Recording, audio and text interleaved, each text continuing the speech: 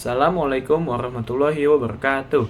Kami dari kelompok 2 akan memaparkan materi terkait manajemen keuangan, mulai dari pengertian, fungsi, hingga ke analisis BEP dan nilai waktu. Kan tetapi, sebelum kita masuk ke materinya, izinkan saya memperkenalkan diri. Nama saya Alvin Daniawan Ramadan, beserta rekan-rekan saya ada. Saya Evelina Tania Bunga. Kan nama saya Alusabila Baikal Kudus. Fona Sasma dari Saya Raditya Energia Putranto. Saya Nesya Del Ramadhani. Perkenalkan, nama saya Muhammad Fajr Syaraf. Nah, manajemen keuangan itu apa sih? Secara sederhana, manajemen keuangan adalah proses perencanaan, pengorganisasian, pengarahan, dan pengendalian seluruh aktivitas yang berkaitan dengan keuangan sebuah perusahaan ataupun organisasi, dengan tujuan utama untuk memastikan bahwa dana yang dimiliki oleh sebuah organisasi atau perusahaan tersebut bisa digunakan secara efektif, efisien, dan menguntungkan, baik untuk jangka pendek maupun untuk jangka panjang. teman-teman semua. Jadi saya di sini akan menjelaskan fungsi manajemen keuangan yang saya bagi menjadi 5 bagian dengan singkatan MONEY. MONEY itu apa sih? Kita mulai dari M, yaitu managing funds, di mana kita dapat mengelola semua uang yang masuk dan keluar agar selalu cukup dalam perusahaan kita. Dan yang kedua yaitu optimizing allocation, di mana kita mengatur penggunaan dana agar setiap dana itu dipakai sesuai kebutuhan dan tidak ada yang melebihi kapasitas. Dan yang selanjutnya adalah navigation financial decision, di mana dengan manajemen keuangan kita dapat menghasilkan keputusan-keputusan yang baik dalam mengeluarkan kas seperti investasi, pinjaman, atau tabungan. Yang selanjutnya adalah evaluation performance, di mana kita dapat mengecek atau mengevaluasi setiap manajemen keuangan yang kita lakukan dalam periode tertentu. Selanjutnya yield stability, di mana dalam fungsi manajemen keuangan itu keuangan kita akan selalu cukup dalam keadaan apapun, meskipun kas yang kita keluarkan sangat banyak atau kas yang masuk sangat sedikit. Masuk. Oke, setelah kita mengetahui pengertian dan juga fungsi dari manajemen keuangan, kita akan masuk ke tujuan manajemen keuangan.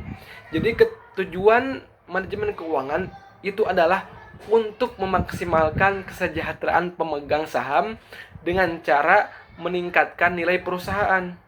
Jadi nilai perusahaan dapat terlihat dari tingginya harga saham di pasar, yang menunjukkan kepercayaan investor terhadap kinerja dan prospek perusahaan di masa depan.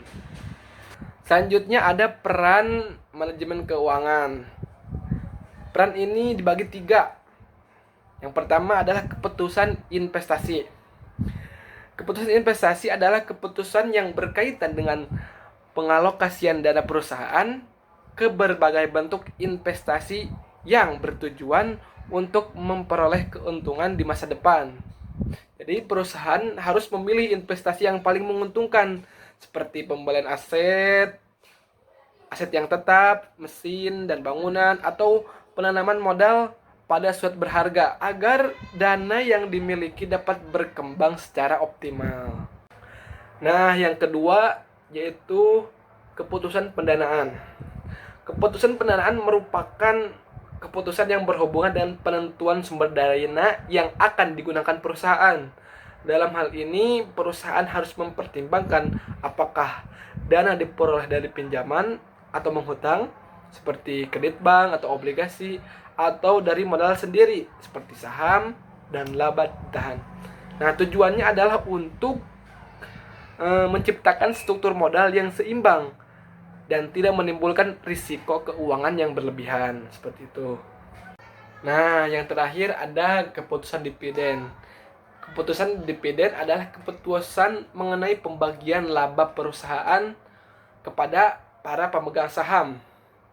Jadi perusahaan harus menentukan apakah laba akan dibagi dalam bentuk dividen atau dijadikan modal pengembangan usaha. Kebijakan ini penting sekali untuk menjaga keseimbangan antara kepentingan investor dan juga kebutuhan perusahaan untuk tetap berkembang. Seperti itu. Selanjutnya ada prinsip-prinsip manajemen. Nah, prinsip-prinsip manajemen sendiri ini adalah merupakan dasar atau hal penting yang menjadi kunci dari keberhasilan manajemen.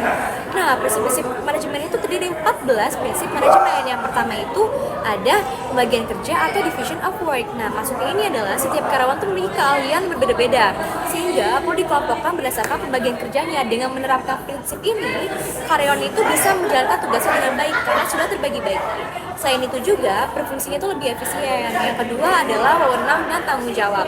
Nah, untuk mencapai tujuan dari organisasi, ini tuh perlu adanya pemimpin yang berwenang memberikan perintah. Nah, dengan menjalankan prinsip ini, itu mempermudah aktivitas di perusahaan berjalan dengan baik dan lebih maksimal. Yang ketiga adalah disiplin. Nah, ini yang paling penting teman-teman, karena sikap disiplin itu tuh menjadi nilai dasar agar mendapatkan visi dan misi yang penting yang kita inginkan. Nah, dengan kita disiplin, ini tuh membuat kita di kondisi di organisasi tuh jadi lebih baik karena adanya sikap saling menghormati. Yang keempat adalah kesatuan perintah atau unity of command. Nah, prinsip manajemen yang satu itu tidak kalah penting karena ini adalah kesatuan perintah atau komando. Kalau misalkan kita menerima perintah dari satu manajer, itu lebih membuat tugas kita terarah dibandingkan diperintah sama banyak orang.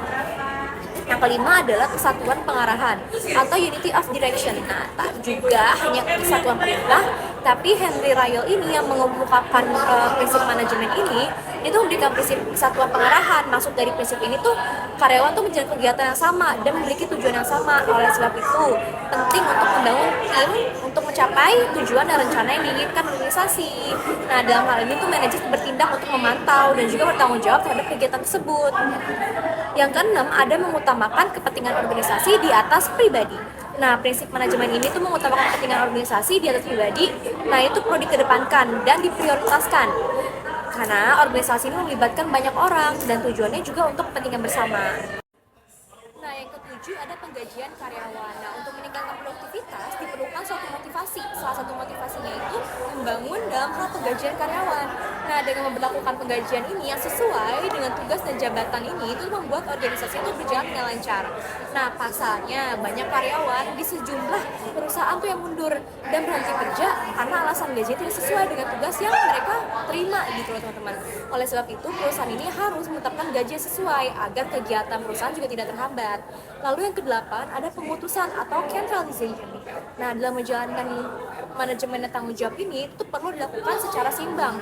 Penting juga melakukan sentralisasi atau pemutusan otoritas kepada jabatan tertinggi seperti dewan eksekutif.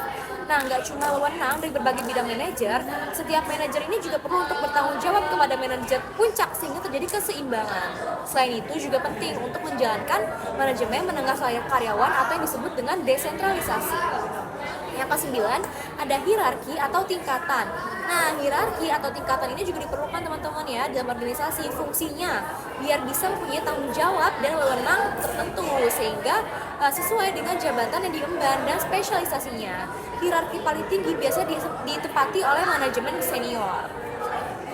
Lalu yang ke-10 ada ketertiban atau order. Nah, setiap karyawan dalam organisasi itu wajib memiliki kemampuan yang sesuai dengan bidang tugasnya agar berjalan dengan lancar. Selain itu penting juga untuk menjaga lingkungan kerja dengan baik, mulai dari keamanan, kebersihan, kerapian, sampai juga ketertiban dalam menggunakan fasilitas kantor.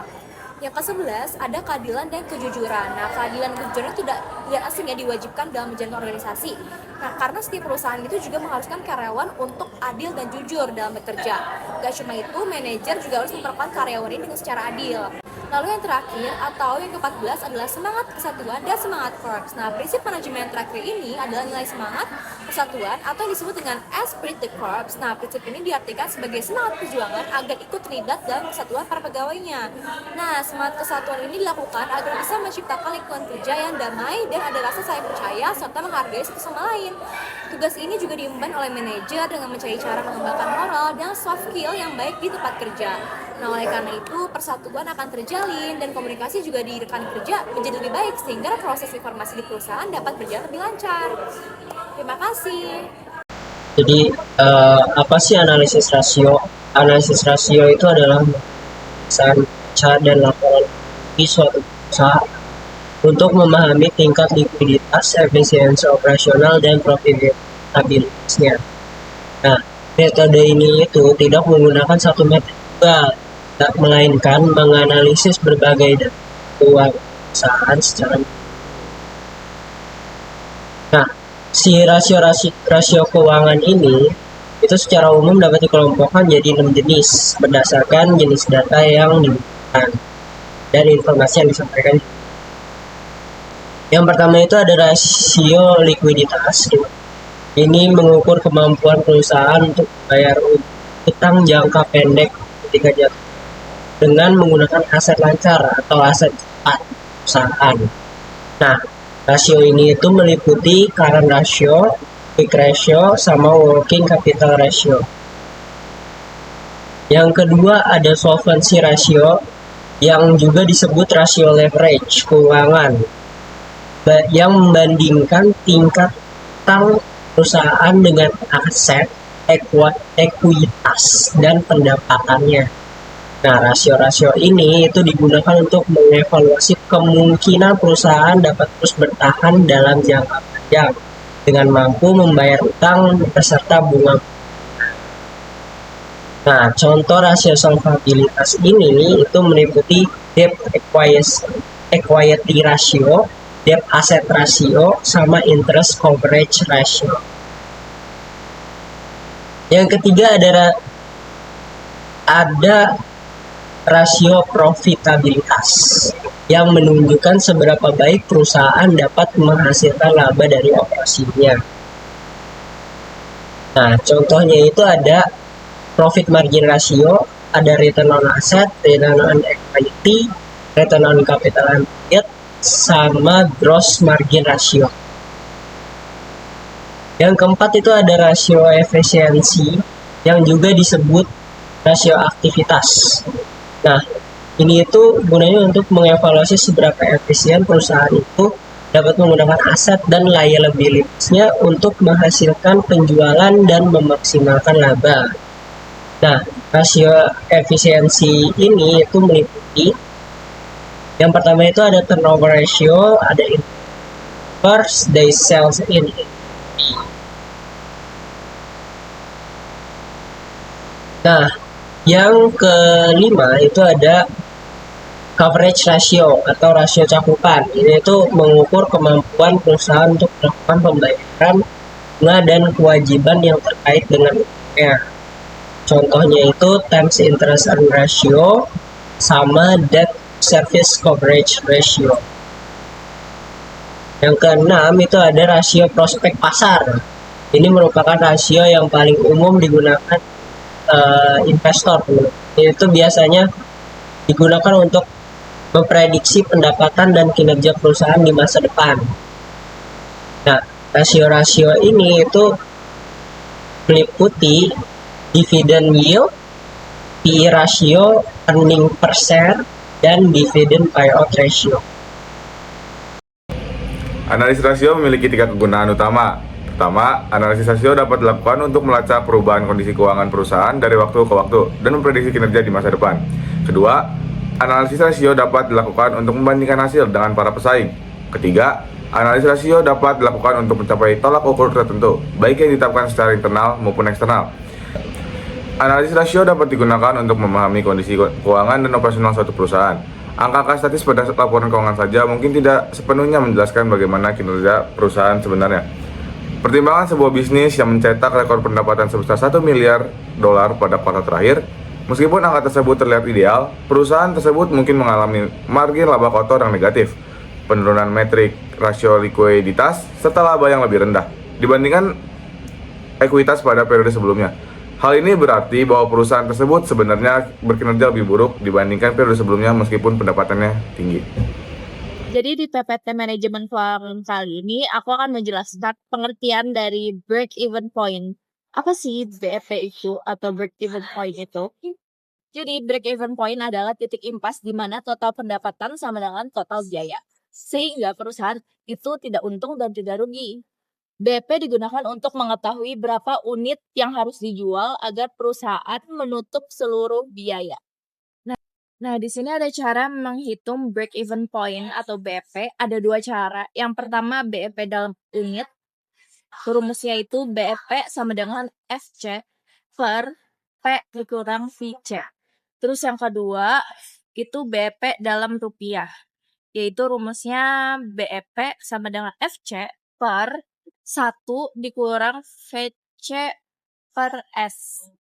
Keterangannya itu BP udah pasti itu break even point, P itu price per unit, FC itu adalah fixed cost, S adalah sales volume, VC adalah variable cost. Selanjutnya ada nilai waktu uang. Nilai waktu uang itu apa sih? Nilai waktu uang adalah konsep keuangan dasar yang menyatakan bahwa uang saat ini lebih bernilai lebih tinggi daripada jumlah uang yang sama yang akan diterima di masa mendatang. Selanjutnya ada rumus nilai uang waktu uang. PV present value, FV future value, I interest and interval tahun. Terus ada rumus present value atau PV. PV sama dengan FV per 1 ditambah I akar N. Rumus future value atau FV. FV sama dengan PV dikali 1 tambah I dikali N. Nah, selanjutnya ada contoh perhitungan present value.